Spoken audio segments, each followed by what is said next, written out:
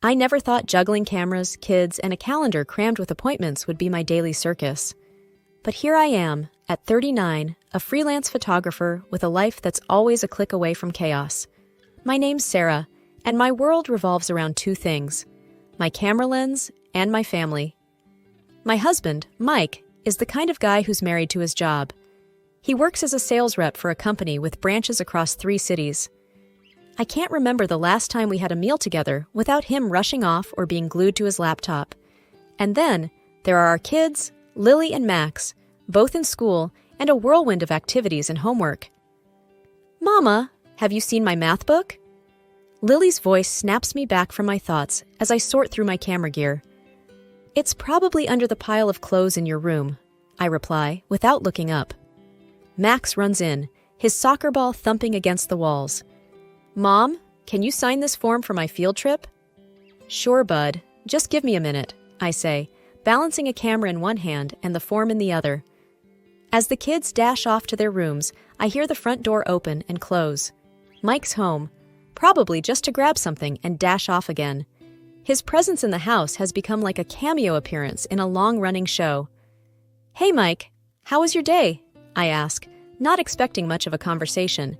Same old, just tired. Got another trip tomorrow," he says, barely looking up from his phone. "I was thinking maybe this weekend we could do something as a family. You know, take the kids out or something," I suggest, hoping for a change. "Yeah, maybe. I'll see how it goes," he replies, his attention still on his phone. I sigh, realizing it's a lost cause. It's always maybe or we'll see. The kids and I have become experts at filling in the blanks of his absence. The evening rolls on with the usual routine: dinner, homework, bedtime stories, and finally, some quiet. I sit on the porch, my camera by my side, capturing the night sky. It's my moment of peace, a brief escape from the relentless pace of life. But who am I kidding? Even in these quiet moments, my mind races with tomorrow's to-do list, unanswered emails, and the ever-looming question, when will things change? As I head back inside, I make a mental note to check my schedule for next week. It's a balancing act, and I'm the ringmaster of my own chaotic circus. But in this hustle and bustle, I often wonder, when did life become a series of tasks to tick off rather than moments to live?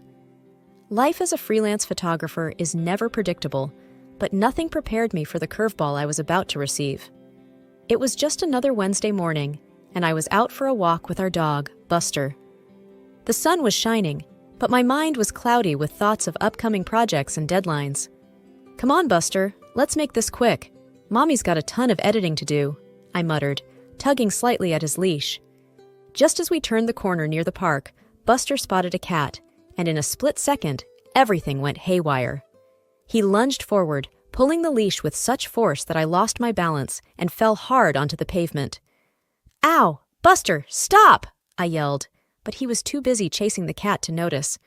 I tried to get up, but a sharp pain shot through my leg. Great, just what I needed.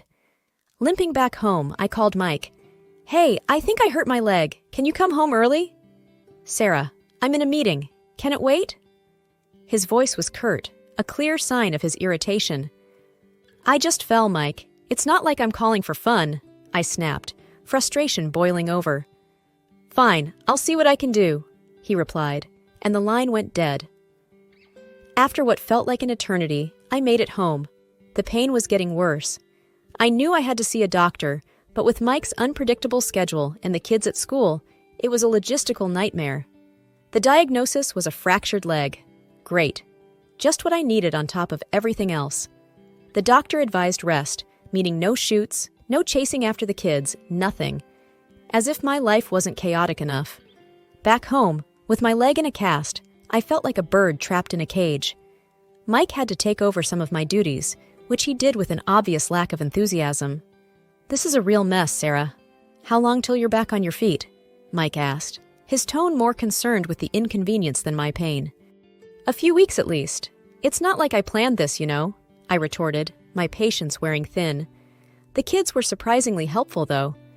Lily took over some of the house chores, and Max tried his best to be less of a tornado around the house. "Mom, can I get you anything?" Lily asked, her concern genuine. "Just some peace would be nice," I replied with a tired smile. Days turned into weeks. I was stuck at home, my world reduced to the four walls of our living room. Mike was out most of the time, and the kids were busy with school. The loneliness was suffocating. In a desperate attempt to find something to occupy my time, I decided to explore photography forums online. Little did I know, this decision would turn my world upside down. Stuck at home with my leg in a cast, I found myself diving deeper into the world of online photography forums. It was a nice distraction, scrolling through endless galleries of beautiful images. It almost made me forget the throbbing pain in my leg. Almost. One evening, while mindlessly browsing, something caught my eye. A photo of a man proposing to a young woman. The scene was picturesque, but it wasn't the romantic setting that grabbed my attention. It was the man in the photo. He looked exactly like Mike, my husband. Same build, same hair, even the same suit that I had bought him last Christmas. "No, this can't be," I murmured to myself, my heart pounding. "It just looks like him, that's all." But the more I looked at it, the more I couldn't shake the feeling. It was more than just a resemblance. I had to know more. I messaged the photographer, a woman named Jenna. "Hi Jenna, I came across your photo of the marriage proposal. Can you tell me more about it? Where was it taken?" Jenna replied quickly. "Sure, that was taken in Riverdale. Lovely couple. Why do you ask?" I hesitated, not sure how to explain without sounding paranoid. "I was just curious. The man in the photo looks a lot like someone I know." I waited anxiously for her response, hoping she'd offer more information. But instead, she went silent. No reply came. Days passed, and the image haunted me. I couldn't eat, couldn't sleep. Every time Mike came home, I studied his face, looking for any sign of guilt, any hint of betrayal. But he was his usual detached self, buried in his phone or laptop. One evening, I couldn't take it anymore. I confronted him. "Mike, have you ever been to Riverdale on your business trips?" I asked, trying to sound casual. "Yeah, a few times. Why?" He didn't even look up from his phone. "No reason. Just asking," I said, my voice trembling. The uncertainty was eating me alive. I had to know. I messaged Jenna again, this time more directly. "Jenna, I need to know. The man in your proposal photo, can you send me more shots of him? I think he might be my husband." This time, Jenna responded, "I'm sorry, I can't do that. It's against my policy to share personal photos without my client's consent." I pleaded, explaining my situation and my growing suspicions. After what felt like an eternity, Jenna finally relented. "Okay, I understand. I'll send you a few more shots, but please keep this between us." When the photos arrived, my heart sank. There he was, my Mike, down on one knee, holding a ring to a woman I had never seen before. The same loving gaze he once gave me was now directed at her. I sat there, staring at the screen, tears streaming down my face. My world, my marriage, everything I believed in, shattered in an instant. I never imagined myself in the role of a woman who'd hire a private detective. Yet, there I was, sitting across from Rick, a seasoned investigator with a face that didn't give anything away. I handed him photos of Mike and a list of cities he frequently visited. "I need to know what he's doing on these trips," I said, my voice a strange mix of fear and resolve. Rick nodded, his eyes scanning the photos. "I'll track his movements, see who he meets, but it's going to take some time. You okay with that?" I was far from okay, but I nodded. "I need the truth," was all I could muster.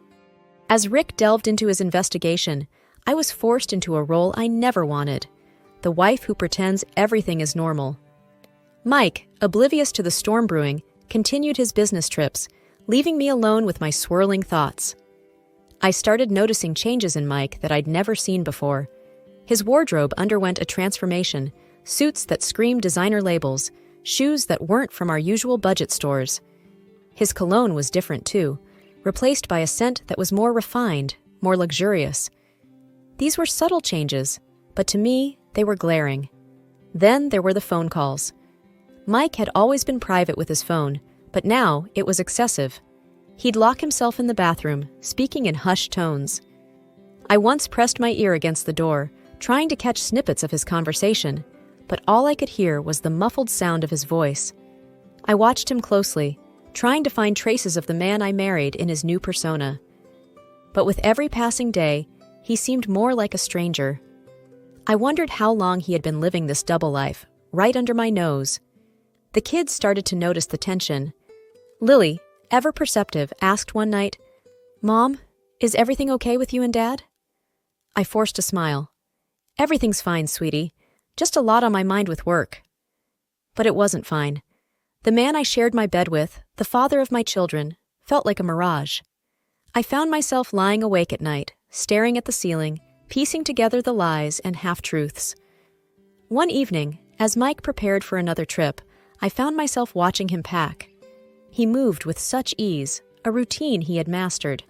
There was no hesitation, no signs of guilt. It struck me then how easy it is to deceive someone who trusts you completely. I reflected on our years together, wondering when the lies began. Had I been naive, too trusting? Or had I chosen to ignore the signs, too wrapped up in my own world? Weeks went by, and Rick finally called. "We need to meet." His voice was serious, carrying a weight that made my heart sink. We met at a quiet corner of a nearly empty cafe. He slid a thick envelope across the table. "I found quite a bit. You sure you're ready for this?" I wasn't sure of anything anymore, but I nodded. Inside the envelope were photos, receipts, and detailed reports. Every piece of evidence was like a knife twisting in my heart. There he was, my Mike, but not the Mike I knew. In each city, there was a different woman, a different life. I felt a mix of anger, sadness, and betrayal. My mind raced with questions. How could he do this? How long had he been living this lie? I paid Rick, barely speaking as I left. Walking home, the envelope felt like it weighed a ton. I realized then that all this while, I had been living with my eyes closed. I had refused to see the man Mike had become, clinging to the image of the husband I thought I knew. Now, with my eyes wide open, I saw everything clearly. The lies, the deceit, the reality of my marriage laid bare. It was a truth I couldn't run from anymore. Holding on to the truth about Mike's infidelities was like keeping a storm inside me. But I kept the photos a secret. I wasn't going to let him off easy. No, he deserved more than just a confrontation. He deserved a reckoning. I wanted to give him an unpleasant surprise, one that he'd remember for the rest of his life. As the days passed, my leg finally healed. I could walk without wincing in pain, a small victory that felt like a fresh start. But as one part of me healed, another part plotted revenge. Mike continued his routine, unaware of the storm brewing under his nose. He left for his trips and came back, slipping further into his web of lies. He thought he was smart, but he didn't know that I was now playing the game too. I crafted a plan, something that would expose his deceit in the most dramatic way possible. I wasn't going to tip my hand by letting him know what I knew. No, this had to be a surprise. I spent hours thinking, planning, making sure every detail was perfect. I watched him, pretending everything was normal, but inside, I was counting down the days. My heart had turned cold, each beat a reminder of his betrayal. Finally, everything was in place. The trap was set, and all I had to do was wait for the right moment. Mike was oblivious, still wrapped up in his lies, thinking he had fooled me. He had no idea what was coming. As I lay in bed that night, the phrase, "Revenge is a dish best served cold," echoed in my mind. I realized that was exactly what I was doing, serving him his just desserts, cold and unyielding. This wasn't just about revenge. It was about justice, about taking back my life from someone who thought he could play me for a fool. The night I planned to confront Mike was etched in my mind like a date with destiny. I cooked his favorite meal, set the table with our best china, and even put on the dress he always said he liked. It was all a facade, a stage set for the final act. Mike walked in, looking tired but surprised at the effort I'd put in. "Wow, what's all this for?" he asked, a slight smile playing on his lips. "Just felt like doing something special," I replied, my voice steady despite the storm raging inside.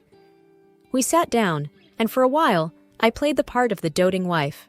We talked about mundane things, but I was just biding my time, waiting for the right moment. The doorbell rang, and that was my cue. "Can you get that, honey?" I asked, my heart pounding in my chest. Mike got up, still unsuspecting, and walked to the door. I heard his footsteps, the door opening, and then a moment of silence before his voice, laced with shock. "What are you doing here?" I walked to the doorway, and there they were, the girl from the photos and her parents. The look on Mike's face was priceless, a mix of shock, fear, and confusion. "Sarah, what is this?" Mike turned to me, his voice a mix of accusation and panic. "This is me, giving you a taste of your own medicine," I said, my voice cold and sharp. The girl, tears in her eyes, confronted Mike. "You said you loved me, that we were going to be together." Her parents were furious, demanding answers, their voices raised in anger. Mike tried to speak, but words seemed to fail him. "You've been living a lie, Mike, and I have all the proof," I said, holding up the envelope Rick had given me. Mike's face went from red to pale. He looked at me, then at the girl and her parents, his mouth opening and closing like a fish out of water. "You're a liar and a cheat," I spat out, the words tasting bitter in my mouth. The room was filled with shouting, accusations flying. Mike tried to explain, to apologize, but it was too late. The truth was out, and there was no going back. As the girl and her parents left, the reality of what had just happened seemed to sink in for Mike. He looked at me, his eyes searching for something, maybe forgiveness or understanding. But all I felt was disgust. "You need to leave," I said, my voice void of emotion. He didn't argue, just packed a few things and left. The house was suddenly quiet, the echoes of the confrontation still hanging in the air. The days following the confrontation were a blur. The house, once filled with the noise of our family, now echoed with a haunting silence. I kept busy, trying to distract myself from the emptiness and the hurt. Lily and Max knew something was wrong. They could sense the change in the air, the absence of their father's presence. I sat them down one evening, knowing I had to explain things, even if it broke my heart. "Kids, your dad and I, we're going to be living apart for a while," I said, my voice trembling. "Why, Mom? Did we do something wrong?" Max's innocent eyes searched mine for answers. "No, honey, it's not you. It's just, Dad made some mistakes and we need some time apart," I tried to explain without revealing too much. Lily, older and more perceptive, understood more than I wished she would. "Is Dad not coming back?" she asked, her voice barely above a whisper. "I don't know, sweetheart," I replied, holding back my own tears. I started the divorce proceedings, a process that was both liberating and soul-crushing. Mike tried to reach out, sending messages of apology, of wanting to talk. But I couldn't. Not yet. Maybe not ever. The legal battles began. I fought for the house, for alimony, for everything we had built together. It was a messy, painful process, but I was determined to get what we deserved. One day, I was going through some old boxes and found a photo of Mike and me on our wedding day. I stared at it, at the happy, hopeful faces we once were. It felt like a lifetime ago. "Why did he do it, Mom? Why did Dad hurt us?" Max asked, coming into the room. I put the photo down, looking at my son. "Sometimes people make bad choices, Max, and those choices hurt the people they love." "But do you still love Dad?" he asked, his eyes full of confusion. I sighed, a mix of sadness and resignation in my heart. "I don't know, Max. I'm just trying to figure out what's best for us now." The weeks turned into months. The divorce was finalized, leaving me with a mix of relief and a deep sense of loss. I started focusing more on my photography, taking on more assignments. It was a way to rebuild, to find myself again. One evening, Lily came to me. "Mom, are we going to be okay?" I hugged her, feeling her small body shake with sobs. "Yes, we are. We're going to be just fine." Life didn't stop after the divorce. If anything, it kept moving at a relentless pace. The kids and I settled into a new routine, finding our footing in this altered reality. We were a team, the three of us, facing each day with a mix of resilience and hope. As for Mike, I heard bits and pieces through the grapevine. His world, it seemed, was unraveling at the seams. The women he deceived banded together, filing a collective lawsuit against him. The scandal spilled over into his work, leading to a demotion. He was drowning in debts and legal troubles. But that part of my life was behind me. I had more pressing, more pleasant things to focus on. One sunny afternoon, while I was setting up for a family photo shoot in a park, Lily called me. Her voice was bright, filled with excitement. "Mom, guess what? I won first place in the art competition." "That's wonderful, Lily. I'm so proud of you," I replied, my heart swelling with pride. Max, too, was thriving. He had found a passion for soccer and was making new friends on the team. "Mom, you should come to my game this Saturday. I might score a goal," he said one evening, his eyes shining with enthusiasm. Life with the kids was busy, filled with school events, soccer matches, and art exhibitions. We were a tight unit, supporting each other through thick and thin. My photography business was also picking up.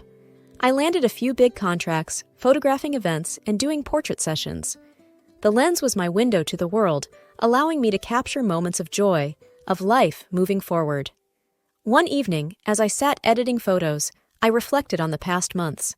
The pain of betrayal, the turmoil of the divorce, it all seemed like a distant memory now.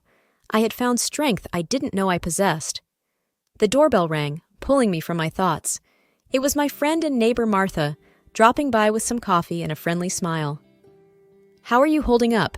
she asked as we sat in the living room. "I'm doing okay, actually. Better than okay," I replied, a sense of contentment washing over me. "That's great to hear. You know, you've really inspired me with your strength," Martha said, her eyes sincere. We chatted for a while, talking about work, life, and everything in between. It was nice to have a friend who understood my journey. As Martha left, I looked around my home, filled with laughter, love, and the evidence of a life moving forward. The hardships had not defined us. Instead, they had forged us into something stronger. Life was good, not perfect, but good. And for now, that was more than enough.